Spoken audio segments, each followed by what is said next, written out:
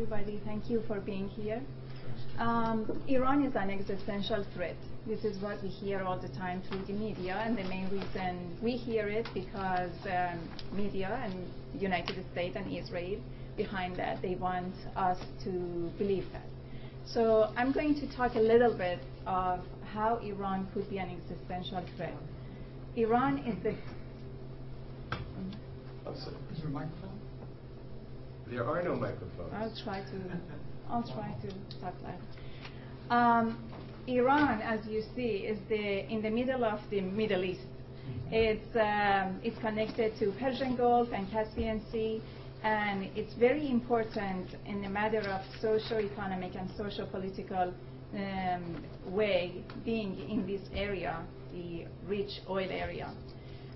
Iran has had its nuclear program since 1963, when United States actually introduced nuclear to Shah of Iran, and then when 1979 the Shah left Iran, he left many of the nuclear reactors for the revolutionary period to come. After the revolution, Iranians stopped using these reactors and working on this till 1988 after the war, and that was the time they started to relook at the reactors and using the nuclear. Couple of presidents came to power, to office, and left. President Rafsanjani and President Khatami particularly, they were interested in nuclear energy. And when Ahmadinejad came to power, it was the same. It was the same way of using the nuclear reactors and nuclear energy. But that was the time that Israelis and Americans started to feed us, American media, started to feed us with the idea of Iran as an existential threat. Iran's military budget is the smallest in the Persian Gulf area.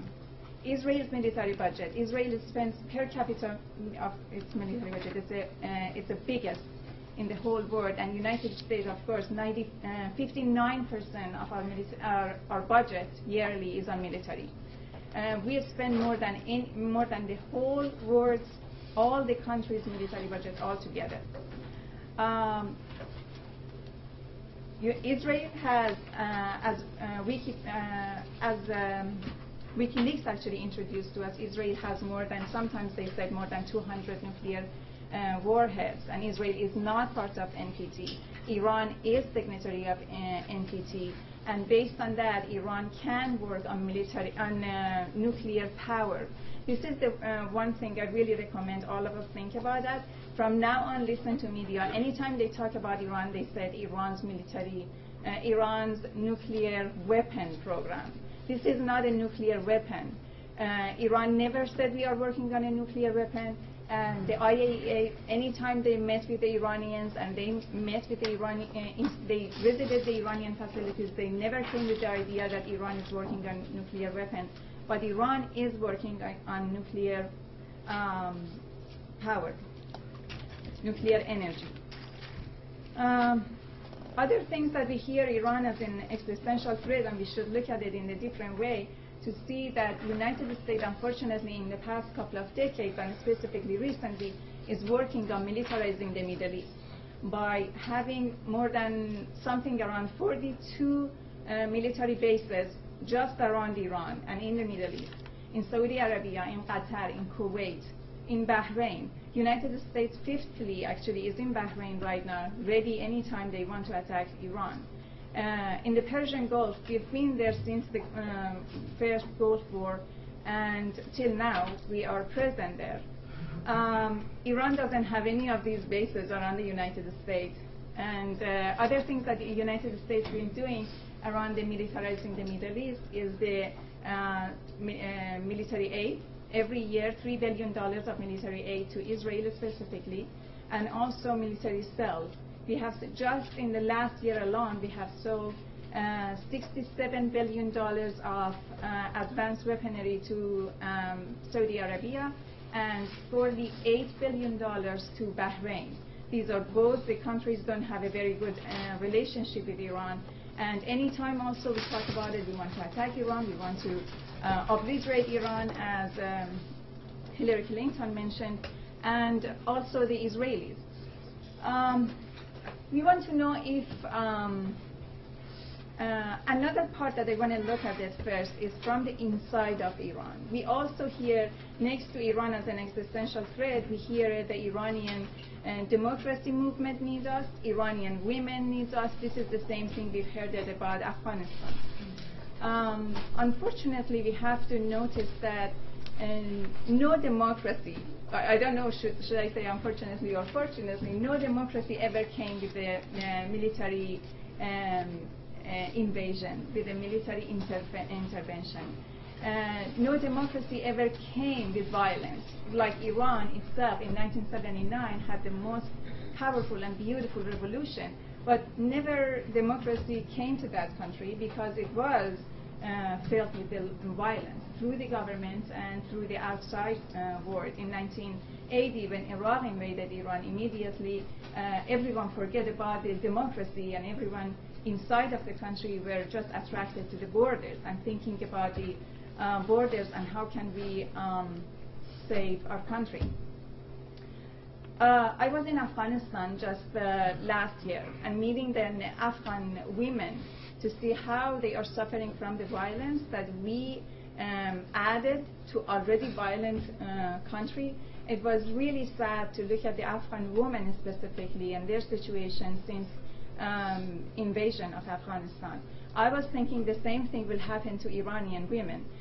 Why I'm particularly talking about women? Because as a woman, being in Iran and being during the war with Iraq and the revolution, I felt personally, and many of my generation or generation before me or after me, we couldn't talk about anything but the war. And the country suddenly became so militarized, because when you have military from outside, it helps to become your country militarized mostly domestically. And this is the time the generals of the army, they can make their voice louder, and the only voice we can hear is the general's voice, mostly men.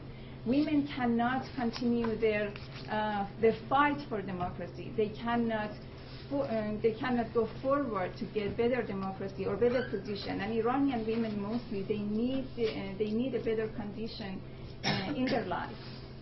And they are working so hard in the past 30 years or even before that. They are working toward a better condition for women. But anytime we had a foreign threat or anytime we had a foreign intervention during the Iran-Iraq war, this voice of women was so quiet. Plus, they are the one who had to send their kids and their husbands to the war front. They are the one who are, because of the economy, they lose their jobs. They are the one who first lose their jobs. And of course, when they lose their job, they lose their voice as well. They don't have that much power. So attacking Iran will help the democratic movement in Iran. And my answer would be, my answer as an Iranian who lived Iran, I left Iran in 2000, and I travel there very often, and I see no, it wouldn't, because it would stop all the democratic movements, all the different voices.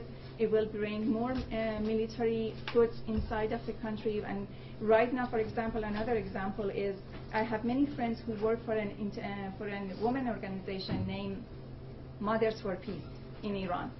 They have done a wonderful job before the 2009 specifically. They were really active. They did demonstrations. They had petitions. They did a lot of work around their right and getting their right back.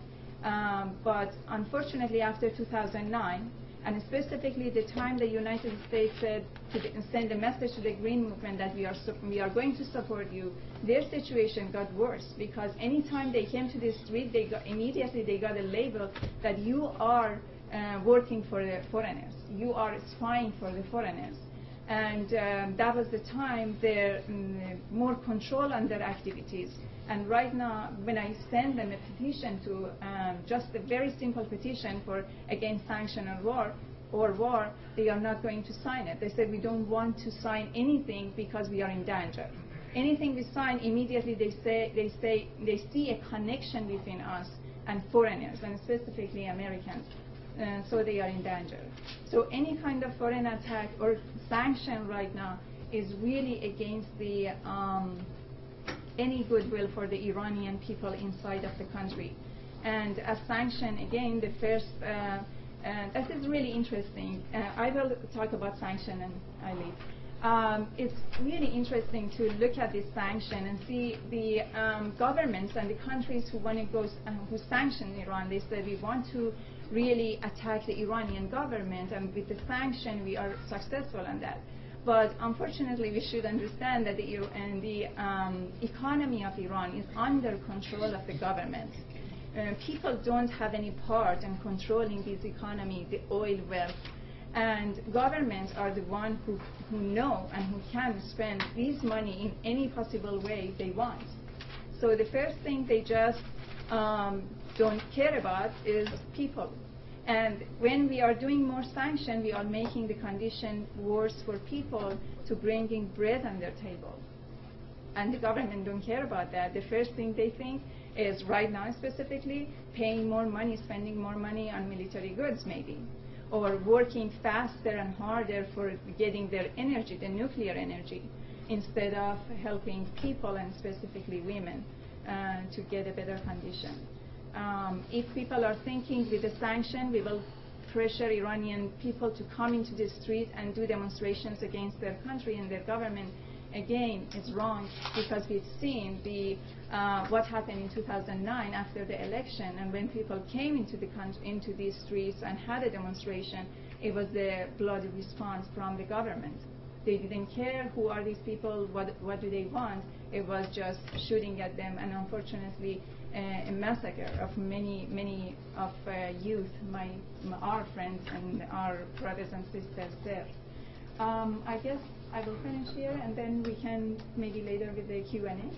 You want to have a few more minutes? Yeah. Okay.